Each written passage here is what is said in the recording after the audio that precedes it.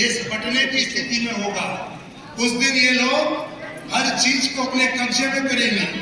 आज कलम पर पहरा है, पत्रकार लिख नहीं सकते, पत्रकार बोल नहीं सकते, आधे से अधिक मीडिया पूंजीपतियों के हाथ में चली गई और पूंजीपतियों के जो कोई पैसा मिल रहा है वो इस मोदी सरकार से मिल रहा है, ऐसा मेरा आरोप है।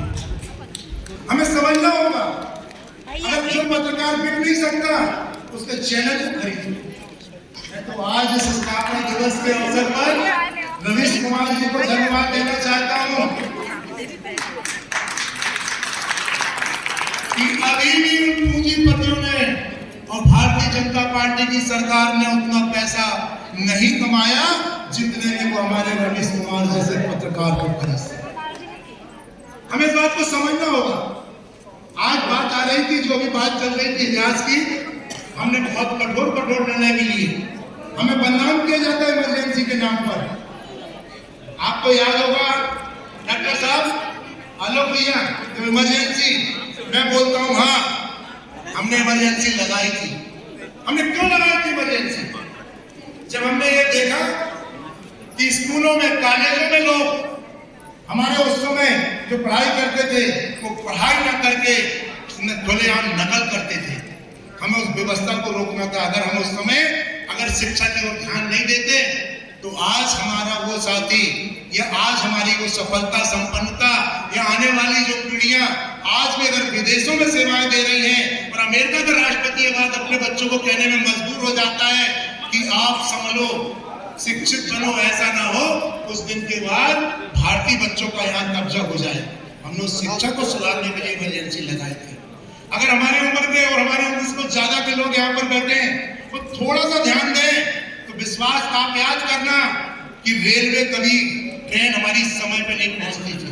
1 घंटा 2 घंटा नहीं, 24 घंटे ट्रेन लेट होती थी, इसलिए हमने इमरजेंसी लगाई थी। हमारे लोगों की जमीनें पूंजीपतियों ने हड़प ली थी उस जमाने में। कुछ जिनको हम कभी कभी मालूदार अपने शब्दों में कहते हैं, कभी कभी हम शाहूकार अपने शब्दों में कहते हैं, हम इन लोगों ने हमारी जमीनें छड़प दी थी। वो इमरजेंसी की देन है कि इंदिरा जी ने वो आप लोगों को अपनी जमीनें वापस कराई थी, इसलिए हमने इमरजेंसी लगाई थी। हमने इमरजेंसी लगाई थी। हमने साहूकारों के वो जो ईमान का स्टाफ करते थे, जिसको हम जमाखोरी बोलते थे, हमने उसको कंट्रोल किया, इसलिए हमने इमरजेंसी लगाई थी। आज इस देश में आघोषित इमरजेंसी, और वो आघोषित इमरजेंसी से जिस प्रकार से हमारे आपने देखा है कि चाहे वो बेरोजगारी की बात कर लें, चाहे महंगाई की बात कर लें, और अनेक प्रकार से आपको ठगने का जो काम किया जा रहा है, वो सारी चीजें आघोषित इमरजेंसी है। मैं तो इस मंच के माध्यम से अपनी बात को समाप्त करते हुए भारतीय जनता पार्टी और उनके नेता, उनको चुनौती देता हूं कि अगर जरा भी आप में हिम्मत है, आपने अपनी मां का दूध पिया है, तो अगर आप देश में अगर आघोषित इमरजेंसी लगा रहे हो तो इमरजेंसी लगा के बताओ और इंदिरा गांधी जैसे निर्णय लेकर बताओ, तो मैं आपको मान जाऊंगा कि आप देश के प्रधानमंत्री बनने लगे। हालात चाहिए साथी, और विशेष तौर पर जवाबदारी अभी गर्ग साहब बोल रहे थे, चौरसिया जी ने बोली है कि कानून हमने बनाए, जनहित में हमने कानून बनाए, हमें उसकी रक्षा भी करने की जरूरत है।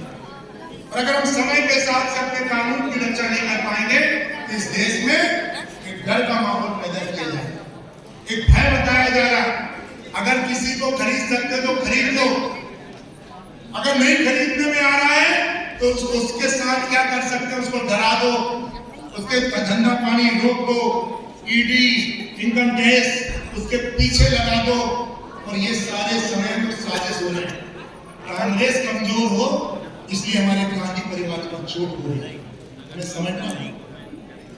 हमारे उस नेता को हम यहाँ से आज बधाई और शुभकामनाएं देते हैं कि तुमने उस गांधी परिवार में जन्म लिया और 138वां इस संविधान स्थापना दिवस पर हम गौरवान्वित उस नेता से जिसकी पूरे देश में शिक्षा लेकर लगी, जिसे बात बात में लज्जित किया जाता है, उस व्यक्ति ने इस बात की चिंता नहीं की और ना आज वो उसकी जगह कोई और होता जिसको आप राहुल गांधी के नाम पे जानते हैं तो देश छोड़ के चला गया होता।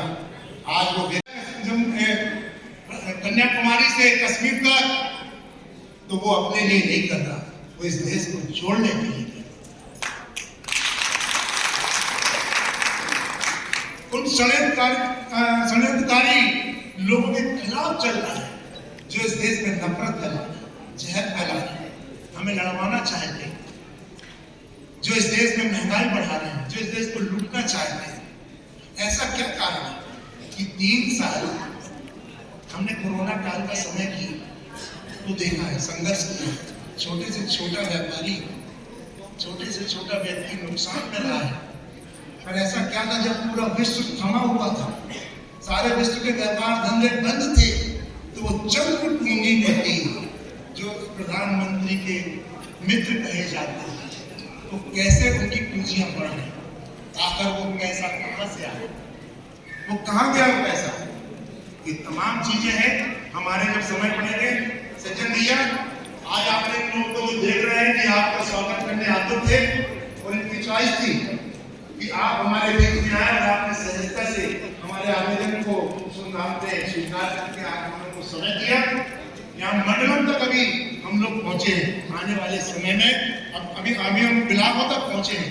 आने वाले समय में हम लोगों ने जो रणनीति बनाई है, हम मंडलम और सेक्टर तक जाएंगे।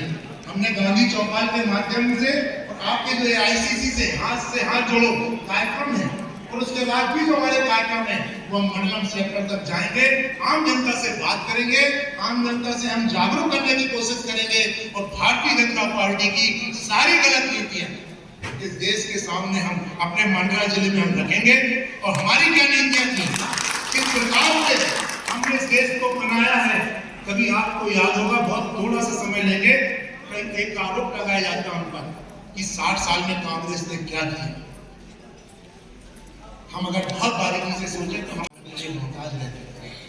अगर घर में एक परिवार में बड़े भाई के कपड़े सिल गए तो जब तक वो कपड़ा फट के छिप के दूसरे काम खत्म ना हो जाए, हमारा छोटा भाई पहनता जाता था।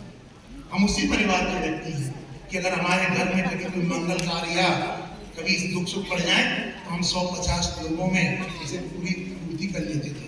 पत्थर में बैठ के खाना खाते थे। दोना का अगर दाल का दोना गिर जाए तो पूरी दाल बह जाती थी। और आज हम हजारों लोगों का 100 भोज बनाते हैं। हम नाना प्रकार के व्यंजन खिलाते हैं। उस दिन तो रात में ये कभी हमारे घर में अगर किसी लड़के को शादी में दहेज में साइकिल मिल जाए तो हम सोचते थे कि बहुत बड़ी बात है। आज हमारे यहाँ पर कार का देने का रिवाज हो गया। ये हुआ है 60 साल में। आज हमने एक काम किया, कभी हम जब फटे कपड़े पहनते थे तो लोगों को अपनी गरीबी दिखती थी। लोग अपमानित होते थे कि हम फटे कपड़े पहनने निकले कि कैसे सबसे कमजोर स्थिति होती। आज हमारे बच्चे भले चाहे 100 में 10, 15 हजार की फटी चीज को फैशन में बना के पहन रहे हो, ये हमारी सफलता है। ये कांग्रेस पार्टी ने अगर आज आपके बैंक में पैसे सुरक्षित रहे हैं, अगर राष्ट्रीय किया है तो हमारी इंदिरा जी की देन है। आज आपके वनों का संरक्षण जो किया है, आपकी संपत्ति का जो संरक्षण किया है, वो कांग्रेस की देन है। हमारी ऐसी अनेक योजनाएं जो नई हितकारियां रही हैं।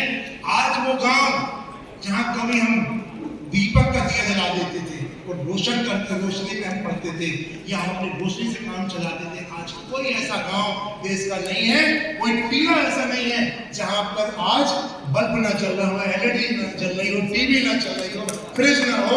ये कांग्रेस की देन है। हमने ये कांग्रेस का हमें दिया है। हमने कोई जनता पर एहसान नहीं किया। कांग्रेस ने कोई एहसान नहीं किया। कांग्रेस की जवाबदारी थी। कांग्रेस ने अगर देश को आजाद किया था तो ये जवाबदारी भी थी कि हम अपनी जनता को हर वो सब सुविधा दें। हमारी माताएं बहनें यहाँ बैठी हैं, कभी बगैर घूंघट के निकल नहीं सकती थी, स्कूलों में जाने की रिवाज नहीं थी। आज हमारी बच्चियां ब्राइट चला रही हैं, आज सेना में भर्ती हो रही हैं। आज ये कांग्रेस ने दिए हैं। इसी के साथ आज के इस कार्यक्रम के लिए मैं आप तमाम सब साथियों को बहुत दिल की गहराइयों से हृदय से धन्यवाद देना चाहता हूँ, एक आशा के साथ कि ये कार्यक्रम आज सिर्फ भाषणों को नहीं था। आज हमने राजनीतिक लोगों को बुला के आप भाषण की बात नहीं की थी, हमने आपके अधिकारों की बात की है। और ये अधिकार आपके तक सीमित न रहे, ये अधिकार हमारे गांव के चौपाल पे